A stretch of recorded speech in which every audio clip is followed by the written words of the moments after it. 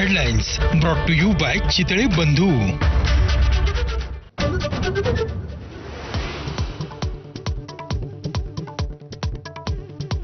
देवेंद्र फडणवीस आणि अजित पवारांनी राजीनामा मागितला तर लगेच देणार. धनंजय मुंडेंचा दिल्लीमध्ये पुनरुच्चार. 50 दिवसांपासून मीडिया ट्रायल सुरू असल्याची खंत. देशमुखांच्या मारेकरांना फासावरती लटकवण्याची ही मागणी.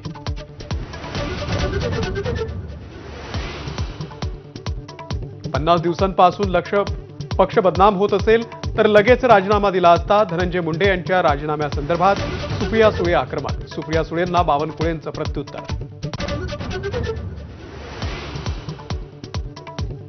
मसाजोग सरपंच देशमुखांच्या हत्येला 50 दिवस पूर्ण.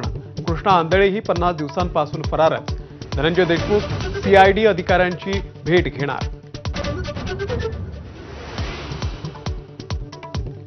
नाईकांच्या ठाण्यातील जनता दरबारावरून पालकमंत्री शिंदेंच्या नाराजीची चर्चा. मंत्रिमंडळ बैठकीतही ऑनलाईन उपस्थित. शंभूराज देसाई आणि चंद्रशेखर बावनकुळेंकडून नाराजीचा मात्र इन्कार.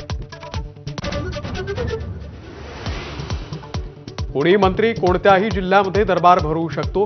नाईकांच्या ठाण्यातील जनता दरबाराचं बावनकुळेंकडून समर्थन, तर शिंदेंच्या शिवसेनेचा पालघरमध्ये दरबार भरवण्याचा इशारा. प्रयागराज महाकुंभ मेळ्यामध्ये संगमावरती मध्यरात्री चेंगराचेंगरी. मृतांचा अधिकृत आकडा अद्यापही जाहीर न केल्यानं चर्चेला उधाण.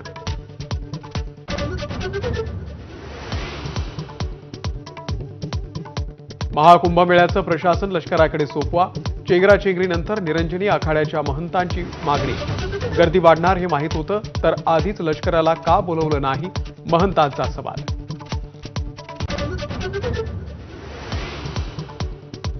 दहावी बारावीच्या परीक्षेला बुरखा घालून प्रवेश नको.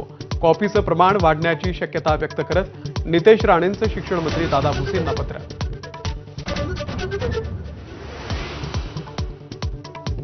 गोविंद पानसरे यांच्या हत्या प्रकरणामधील आरोपींना मुंबई उच्च न्यायालयाकडून जामीन.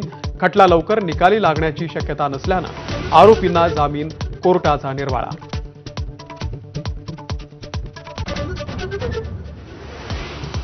सैफ अली खान हल्ला प्रकरणामधील आरोपी मोहम्मद शेहजादला न्यायालयीन कोठडी.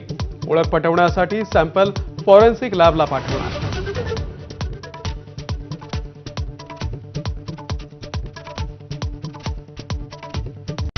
Headlines brought to you by Chitale बंधू.